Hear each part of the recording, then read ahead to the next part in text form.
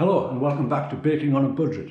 This time we're going to be making these beautiful spicy vegetable samosas.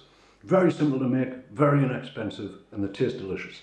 First of all, let me run through the ingredients and the cost of the ingredients. We want 250 grams of plain flour, which is 13 pence. We have 60 millilitres of vegetable oil at 10 pence, and we have 60 millilitres of water, which we can't really cost. For the filling, we'll have one onion at 9 pence.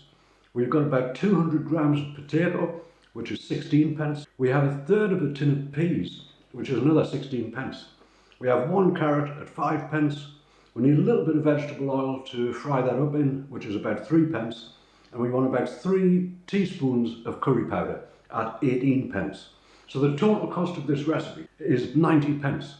And we're going to get 6 samosas out of that, making the samosa 15 pence each. So we just want to put that flour into our bowl. That's 250 grams, and there is a conversion into ounces in the description below the video.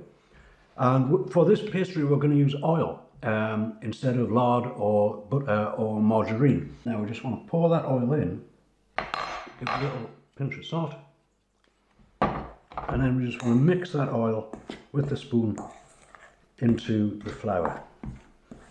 And this will go into a breadcrumb mix, very similar to using the butter or fats, but the oil just gives this pastry something different for the samosas.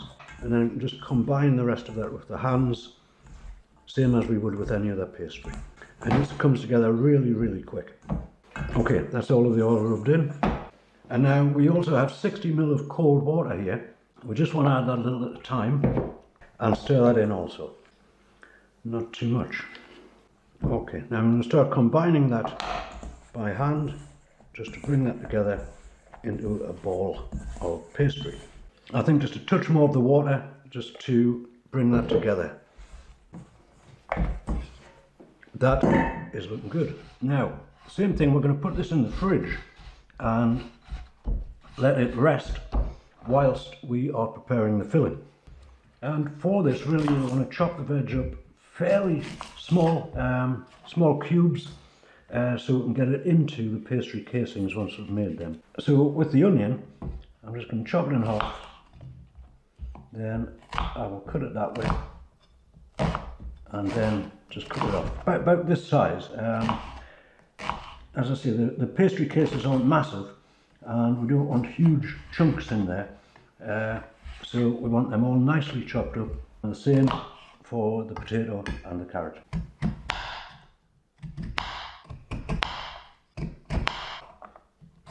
And now we're going to boil the carrots and the potatoes and the peas, and we're going to fry up the onions. So we have the carrots in the water, just waiting to bring them to the boil. I would do them first and then put the potatoes in once they are getting a little bit soft, because the potatoes will obviously boil down quicker than the carrots.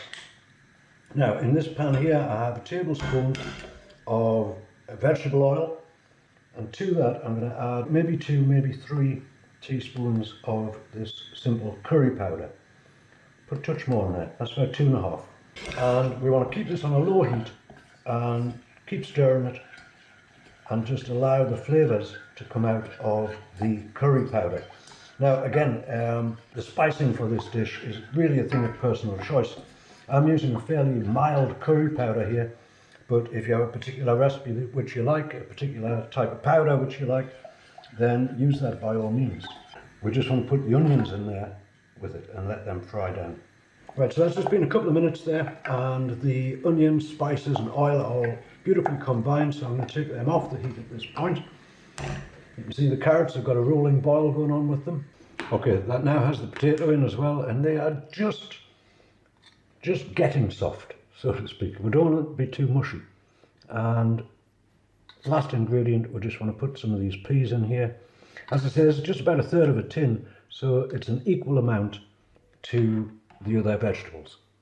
Okay, I've strained the vegetables, they are just about right. We have the onions and oil in this pan, and the only thing left to do is to combine the both of those and give them a good old stir together. See, this is the thing, if the vegetables are too soft they would break up and turn into a mush at this point, which is okay. If you like them that way, that's all right. But I prefer them to still have a bit of bite to them. And we just want to keep stirring that round until all of those vegetables are coated with the oil and spice mix. Alright, so the pastry is back out of the fridge. I'm just going to give this board a light flouring. And what we're going to do is see if we can roll this into an oblong. Roll that into an oblong. And then we want to cut that roughly into thirds. So I'm going to say it's there and there. Now we want to shape this into a round. Again, a little bit of flour. And then we want to roll this out fairly thin. I want to get it to about 2 millimeters. Okay, now I think this is about an 8-inch plate, and I'm going to use that as a template just to cut that into a circle. And then we just want to cut that circle in half. We can set them to a side and do the same with the other 2 pieces of pastry. Okay, so to bring all this together, we want a piece of the pastry. We want to turn it over this way. We have a brush with a little water. And we just want to wash down here. Then we turn this one over, and those 2 will stick together. And if there's a little gap in the bottom, just press it in. And you just want to press that very lightly to put that together. Now, the cone shape like this, if we can get it to stay open, there it is almost there. We just want to spoon some of the filling into there. Oops. That will probably be enough. And then equally, we want to brush just round the top there and pinch the whole thing together. There it is, a delicate operation. Okay, so we have a pan of oil on high heat, and this one's to be fairly hot. We can test that just by dropping a piece of the dough into it, and if that sort of bubbles straight away, which that one is, and it'll rise up to the surface, then that's going to be about right. Okay, I'm seeing that's good to go. So we're going to take our first samosa, and we're going to pop that in the basket, and into the oil it goes. Please do forgive the old pan. I think this one's possibly older than me. Now this wants to fry for about 5 minutes. Once it's been in there a little while, you can lift it up and turn it over, and just keep on sizzling it, and it'll turn out great. So that's had a couple of minutes. I'm just going to whip it over, put it back in. We're going to leave that until it just goes like a golden brown. There it is, and a couple of minutes later, that will do perfectly for me. I'm going to take this one out, put it on some kitchen roll. We've got the next one. Just pop that straight in the basket, and in it goes. There it is, one absolutely delicious vegetable samosa. Nice and spicy, nice crisp pastry. I'm going to have a taste of that right now, and I'll tell you what it's like. This is a very simple recipe to do, and very inexpensive. Oh, that's beautiful. Look at that, nice and spicy too. And very versatile samosa. You could put a minced beef filling in there, spiced minced beef. You could put some chicken in.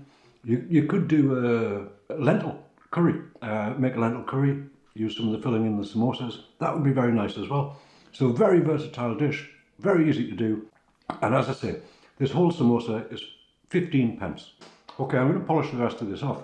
Thank you very much for watching. I do hope you've enjoyed the video. If you have, please do consider subscribing to the channel. Give the video a thumbs up. But most of all, do give the recipe a go. Very simple recipe, very tasty. Makes an excellent little snack, you know. So once again, I thank you very much for watching.